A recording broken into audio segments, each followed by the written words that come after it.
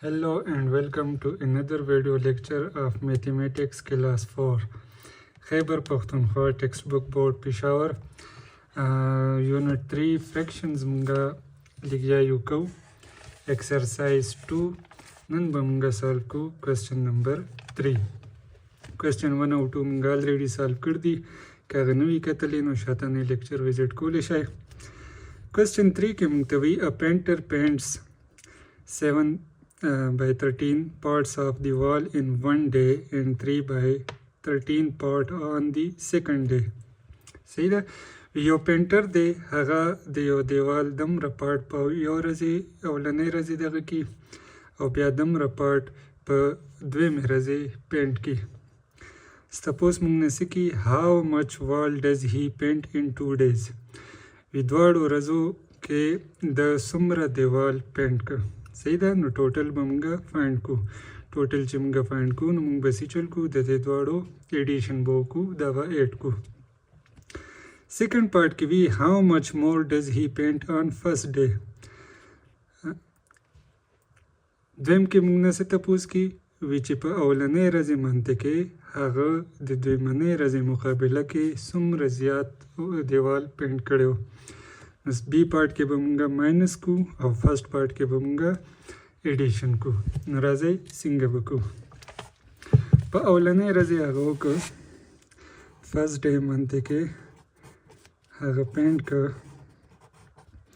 7 by 13 او په سیکنډ ډے څو پینټ کړ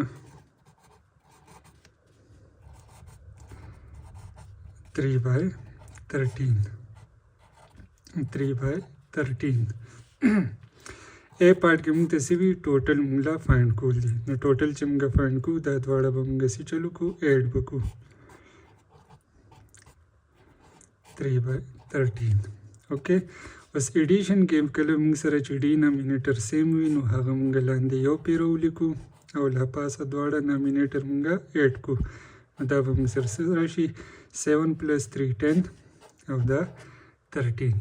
اوکې بی پارٹ کې موږ ته وایي چې فرست ډے منته کې هغه د سیکنډ ډے مقابله کې څومره زیات دیوال پینټ کړو نو دا به موږ ماینس کو. د ماینس هم هغه طریقه ده ډینامینیټر سیم وي نو هغه به موږ یو پیرو لیکو او لا پاسه نامینیټر به موږ سبټریکټ کو. نو 7 by 3 4 divided by 13 دا موږ سره بی نمبر پارٹ راغی. فرست پارٹ کې ایډیشن وو او سیکنډ پارٹ کې سبټریکشن وو. 4 نمبر کوېسچن کې موږ ته وایي if 5 by 16 kg of artificial fertilizer and 7 by 16 kg of natural fertilizer have been used in field, how much quantity of both fertilizer is used. وی دمره کېجی ارټیفیشل فرټیلایزر استعمال شوی دی او دمره کېجی نیچرل فرټیلایزر استعمال شوی دی نو وی ټوټل څومره فرټیلایزر استعمال شو. نو بالکل ایزی دی بس سمپل ایډ وکړو دا دواړه فریکشن. یو فریکشن دی موږ سره 5 by 16 او بل دی موږ سره 7 by 16. دا چې موږ سلوشن کو د دې ټوټل فایند کو نو موږ به څه چلو کو دا دواړه سایډونه به ایډ کو دواړه فریکشن به ایډ کو.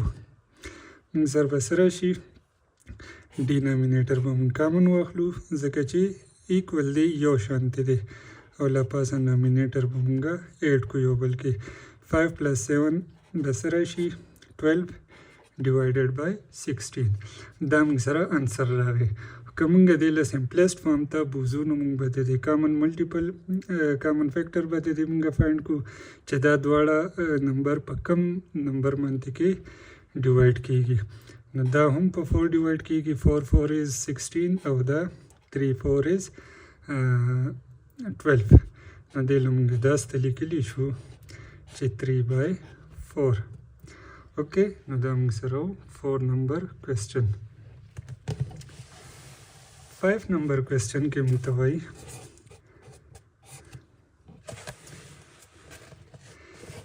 Sabha did her math work in 2 by 10 hours and her sister did her math homework in 7 by 10 hours. How many hours did both sisters take to complete their homework? صحیح شو؟ نو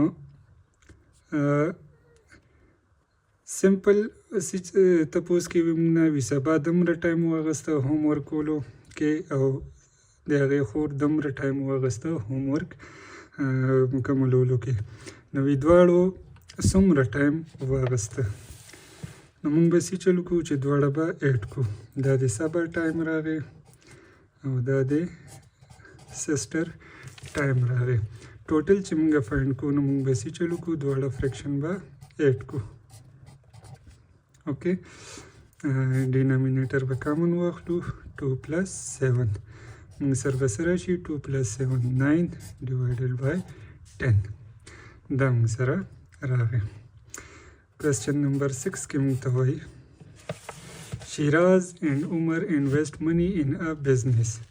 Shiraz gets 7 by 11 share and Umar gets 10 by 11 share on the profit. Whose share is more and how much? صحیح ده د شیراز شیر موږ سره څو راغی شیراز 7 by 11 او د عمر